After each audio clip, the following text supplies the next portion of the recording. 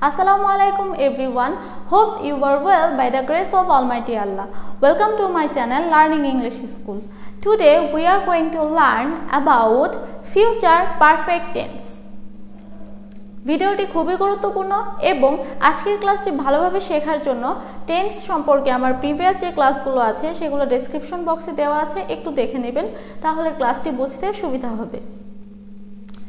ভিডিওটি না টেনে সম্পূর্ণ ভিডিওটি সবাই মনোযোগ সহকারে দেখবেন এবং আপনি যদি আমার চ্যানেলে নতুন হয়ে থাকেন তাহলে প্লিজ আমার চ্যানেলটিকে সাবস্ক্রাইব করে দিবেন এবং অবশ্যই শেয়ার করে দিবেন।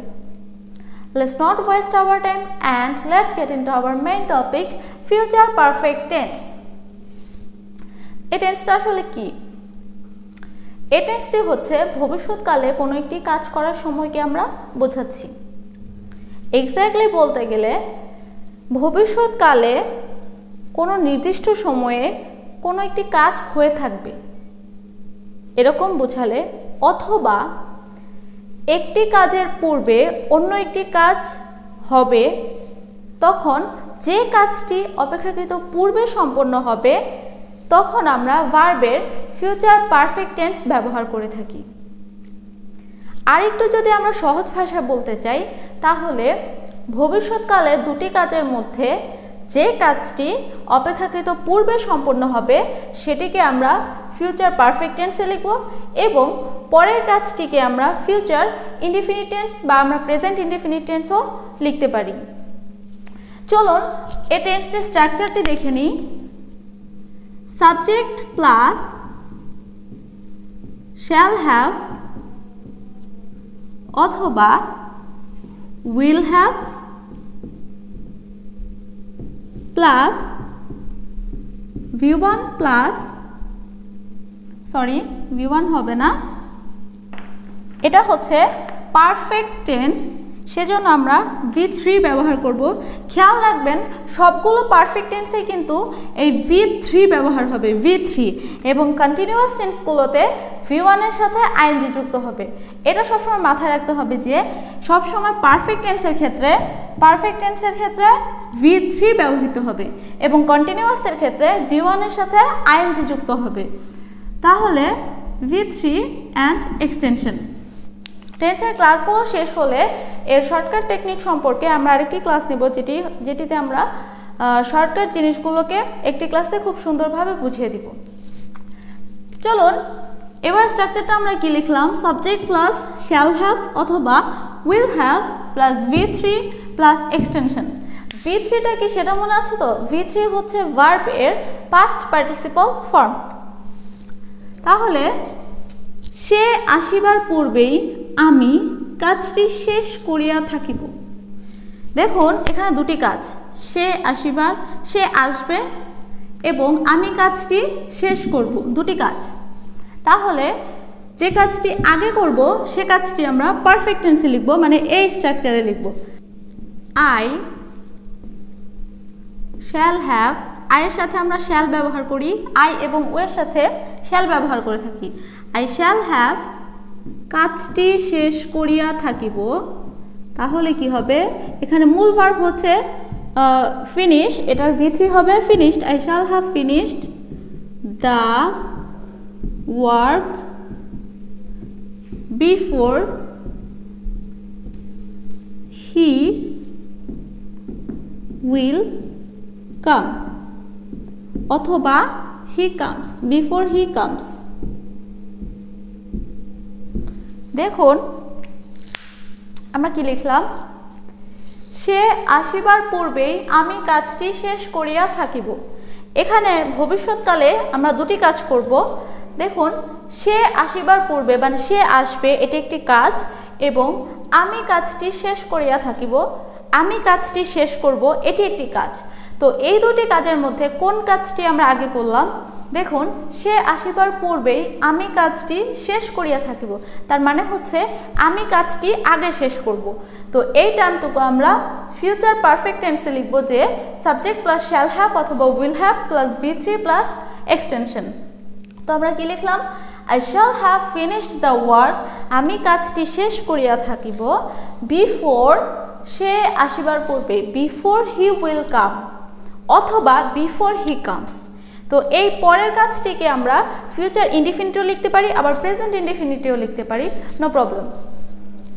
তো এবার আসি, ম্যাচটি শুরু হওয়ার আগেই আমরা আমাদের পড়াশোনা শেষ করিব। দেখুন এখানে আমরা এই কাজটি আগে শেষ করেছি, তাহলে কি হবে, we will have finished our study before the match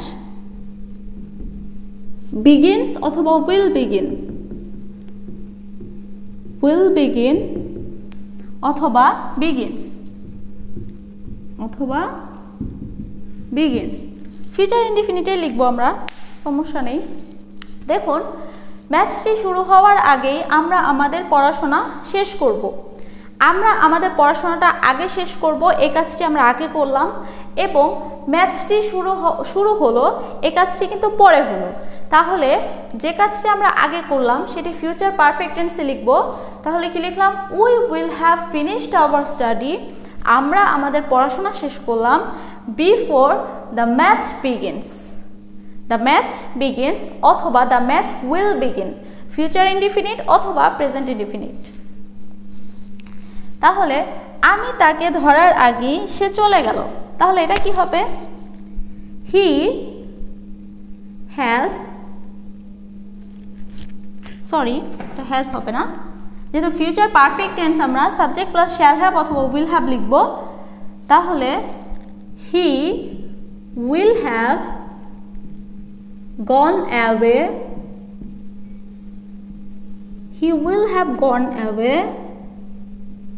before I catch him.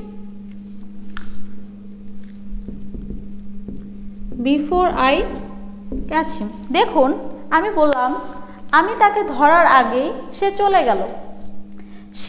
গেল, এই জিনিসটা আগে হয়েছে এই কাজটি, তাহলে আমরা সে চলে গেল এই টার্মটুকু আমরা ফিউচার পারফেক্টে লিখব। হি উইল হ্যাভ, তারপর গো হচ্ছে মেইন ভার্ব, গো এর V3 হচ্ছে gone, he will have gone away before I catch him, এটা আমরা প্রেজেন্ট ইনডিফিনিটে লিখেছি যে আমি তাকে ধরার আগেই সে চলে গেল। এবার আমরা আসি, আমরা এয়ারপোর্টে পৌঁছানোর পূর্বেই প্লেনটি অবতরণ করলো। দেখুন এখানে প্লেন অবতরণ করেছে, এই কাজটি আগে হয়েছে, এজন্য আমরা ফিউচার পারফেক্ট টেন্সে লিখব, the plane will have landed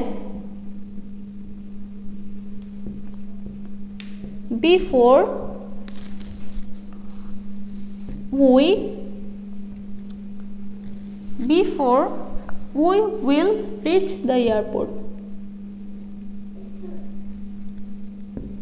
Sorry, আমরা প্রেজেন্টে লিখলাম before we reach the airport. দেখুন এখানেও কিন্তু আমাদের দুটি কাজ হলো, যে আমরা এয়ারপোর্টে পৌঁছানোর পূর্বেই প্লেনটি অবতরণ করলো।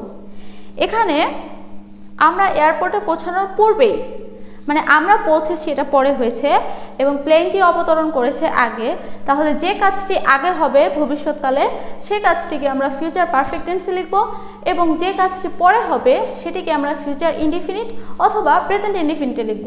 এবং ইনডিফিনিটের রুলসগুলো আমরা জানি যে subject plus V1 plus extension, মানে ইনডিফিনিট যত টেন্স আছে সেগুলোকে আমরা V1 টেন্সে লিখব ভার্বের প্রেজেন্ট ফর্মে, এবং পারফেক্ট টেন্স যেগুলো সেটিতে সবসময় V3 ফর্ম বসবে, এটা খেয়াল রাখবেন, সবসময় V3 বসবে। তাহলে আমরা কি লিখলাম, the plane will have landed, প্লেনটি অবতরণ করলো, before we reach the airport, আমরা এয়ারপোর্টে পৌঁছার পূর্বেই। আশা করছি ফিউচার পারফেক্ট টেন্স নিয়ে এবং ফিউচার টেন্স নিয়ে কারো কোনো প্রবলেম নেই, কারো কোনো ভয়ভীতি থাকার কথা না। আমাদের মাঝে যে জিনিসটা কাজ করে সেটি হচ্ছে যে আমরা প্রেজেন্ট টেন্স মনে রাখি, পাস্ট টেন্স মনে রাখি, তবে অবশ্য ফিউচার টেন্সটা মনে থাকে না বা আমরা পড়তে চাই না, তেমন একটা পড়া হয় না, যে কারণে এই টেন্সটা সম্পর্কে সবার ভীতি থাকে। আশা করছি ফিউচার পারফেক্ট টেন্স নিয়ে আজকের ক্লাসের পর এবং আজকের ভিডিওর পর কারো কোনো প্রবলেম থাকার কথা না। এবং অবশ্যই কেউ যদি কোনো প্রবলেমে থাকেন অবশ্যই আমাকে কমেন্ট বক্সে জানাবেন, আমি ট্রাই করব অ্যান্সার দেওয়ার জন্য। এবং আমি কিন্তু খুব কষ্ট করে ভিডিও বানাচ্ছি আপনাদের জন্য, যেহেতু আমি কোনো পেমেন্ট টাইপ কিছু নিচ্ছি না। সো আপনারা অবশ্যই চেষ্টা করবেন যে ভিডিওগুলো দেখে দেখে নিজেরা প্র্যাকটিস করার জন্য। এবং যেহেতু আমরা নিজ থেকে ইংরেজি শিখতে চাচ্ছি, তো এটা তেমন কঠিন কোনো বিষয় হবে না যদি না আমরা প্রতিদিন প্র্যাকটিস করি। মানে you have to listen English everyday and you have to keep practice everyday. এতে করে কি হবে, ইংরেজি শেখার আপনার যে স্কিলটা এটা দ্রুত ইমপ্রুভ করবে এবং আপনি অবশ্যই সাকসেসফুল হবেন। সো ভিডিওগুলো দেখতে থাকুন এবং অবশ্যই আমার চ্যানেলটিকে সাবস্ক্রাইব করতে ভুলবেন না এবং অবশ্যই একটু শেয়ার করে দেবেন এবং সাবস্ক্রাইবের অল বাটনে প্লে করে দেবেন। এতে করে পরবর্তী সকল আপডেট আপনার মোবাইলে নোটিফিকেশনে চলে যাবে। Till then take care and আল্লাহ হাফিজ।